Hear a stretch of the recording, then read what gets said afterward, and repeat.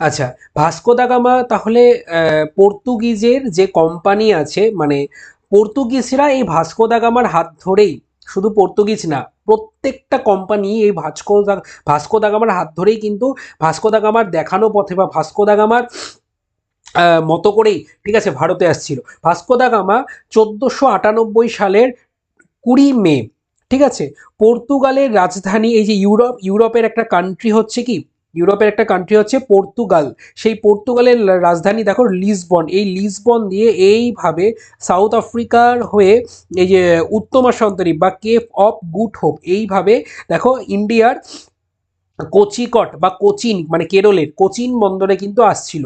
এবং এই Vasco da Gama দুবার ভারতবর্ষে আসে, এসে কি করে, এসে ভারতবর্ষে থেকে 1 টাকায় জিনিস কিনে সেই জিনিসটা পর্তুগিজে বা পর্তুগালে, ঠিক আছে, সেই জিনিসটা 60 টাকায় বিক্রি করে, মানে 1:60 রেশিও। ঠিক আছে, কি স্পেশালি সে নিয়ে যায়, সে নিয়ে যায় কিন্তু মশলা। কারণ মশলা কি করে, মশলা খাবারকে দীর্ঘদিন মানে স্টোর করে রাখতে, আগেকার দিনে তো ফ্রিজ ছিল না, দীর্ঘদিন খাবারকে স্টোর করে রাখতে কিন্তু সাহায্য করে। আর আমরা জানি ইউরোপ হচ্ছে ঠান্ডার দেশ, ইউরোপে মানুষরা বেশিরভাগই মাংস জাতীয় খাবারটা খায়।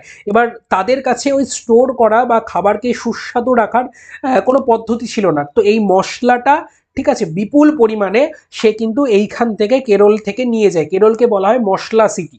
ক্লিয়ার আছে?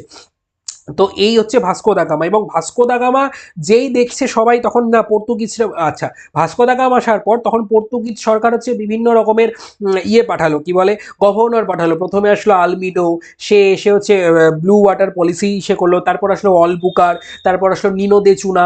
তো এইভাবে করে আসছে, ঠিক আছে। তারপর তারপর আসলো হচ্ছে তোমার ডেনি ডাচরা নেদারল্যান্ডের থেকে, তারা আসছিল 1595-এ, ঠিক আছে। তারপর দেখো আসছিল হচ্ছে ইস্ট ইন্ডিয়া কোম্পানি, তারপর হচ্ছে ডেনিস, তারপর আসলো হচ্ছে ফ্রেঞ্চরা, ঠিক আছে। তো তাদের মধ্যে সব থেকে বেশি গুরুত্বপূর্ণ বা আমাদের ইতিহাস পড়তে গেলে যে জিনিসটা লাগে, যেই জিনিসটা আমরা পড়ি, সেটা হচ্ছে ইস্ট ইন্ডিয়া কোম্পানি, ঠিক আছে।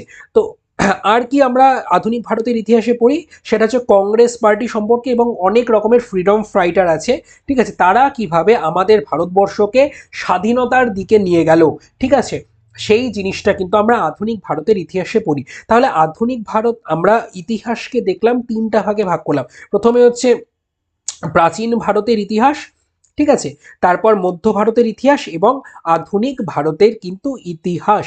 ক্লিয়ার? আচ্ছা, এরপর দেখো, তোমাদের ক্লাস 12-এর যে 4th সেমিস্টার, সেই 4th সেমিস্টারে প্রথম অধ্যায়ে আছে মহাবিদ্রোহ বা রিভল্ট অফ 1857। তাহলে এই মহাবিদ্রোহটা কিন্তু এরপর দিন থেকে আমরা শুরু করব, ঠিক আছে। আজকে শুধুমাত্র একটু বেসিক নলেজ তোমাদেরকে দিলাম, ঠিক আছে, বেসিক আলোচনা করলাম, তোমরা সবাই জানো, তবুও আমরা বেসিক থেকে কিন্তু এগোবো, ঠিক আছে। তো ভিডিওটা ভালো লাগলে চ্যানেলটাকে সাবস্ক্রাইব করবে, ঠিক আছে। এবং কেমন লাগলো বা তোমাদের মধ্যে যদি কোনো কোশ্চেন থাকে, তাহলে কিন্তু সেটা আমাকে জানাবে। Thank you.